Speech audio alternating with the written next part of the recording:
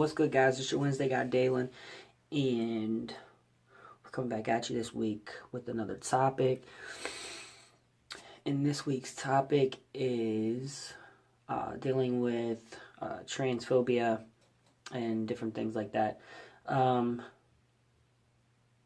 This is kind of like a somber topic for me because, sorry, I'm a little stuffed up because this is my first winter back up north, and it's really cold. My body is adjusting to the change in temperature, and I've been handling it not so well. So I apologize if I'm sniffling throughout the whole video, but this isn't really a topic that I really am going to enjoy doing because it kind of just brings up a lot of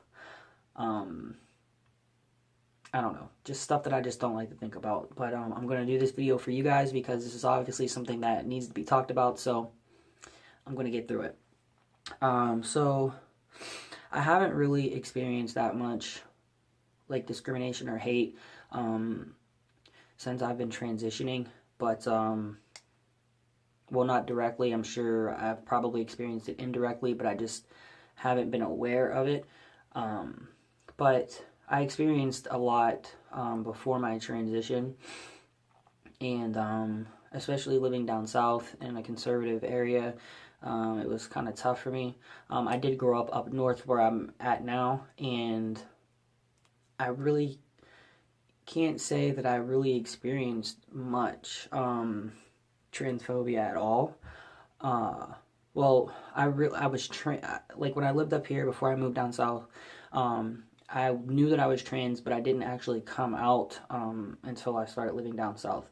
So that's probably why I really didn't experience any transphobia when I moved down south. So, but living down south, like working and different things like that, I experienced it a lot.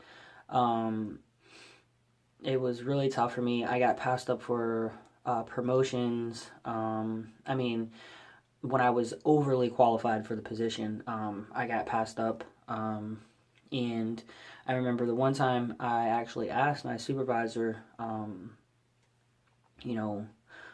why, can you tell me what I'm doing wrong or what I need to do, to get promoted, and she pretty much told me it's because of the way that I dress, and that's actually what she said, and she told me that I needed to dress more feminine, and I mean, that kind of like really bothered me, and it really sucked because it really shouldn't matter how I fucking dress because I always look presentable, I always look nice. When you guys see me in these videos, I wear, sweatshirts, I wear t-shirts and cutoff shirts and hats all the time, but when I have to get professional, I know how to dress, and I actually dressed well. So going to work, I never came into work looking like this. So it was just kind of like, I was more or less shocked that she would even say that to me, but she did.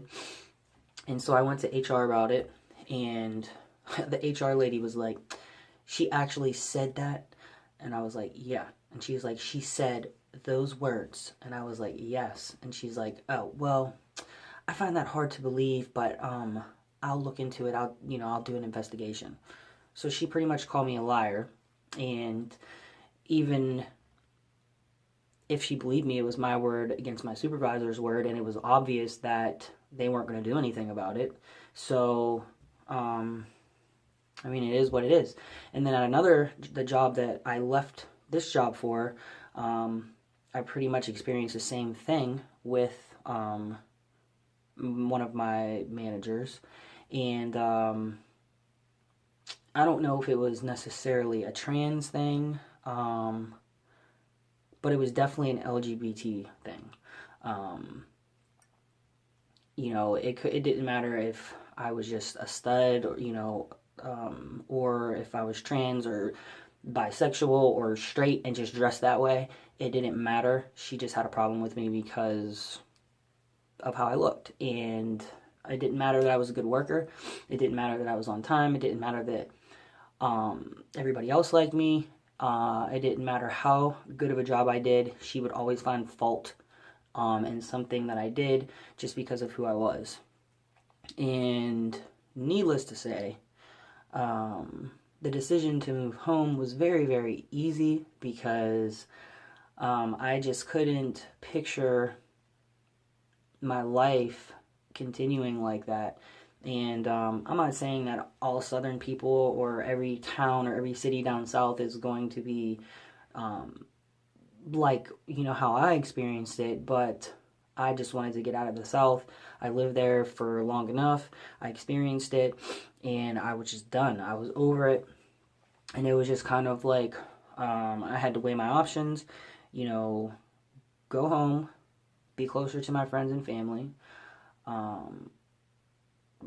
go back home and be in a job or, have a better career, or stay down here and struggle and deal with a bunch of bigots. So, I mean, the choice was really, really easy for me, and I don't know, man. It was just tough for me down south, and they're just the experiences that I just want to forget, and I try to forget, and I really don't talk about a lot, and yeah, it is what it is. So I know that there's definitely worse scenarios that other guys go through and other women go through that are worse than that. I mean, there's some people that are attacked, murdered, targeted and really, really, really harassed, and it's really difficult to deal with. So, in comparison, my situation is really nothing, but it really meant something to me, and it really did affect me. But the advice that I can give, what helped me through it is my wife and my friends. I had a really good support system and people that I could talk to and vent to about what was going on, and that really, really helped a lot because I knew that I had people in my corner, and I knew it wasn't me, and that really, really helped because, when you keep dealing with the same things over and over, you start to think, like, well, maybe it's just me. Maybe I need to conform, to what everybody else is doing. And, after so long, I could see how people would do that, So,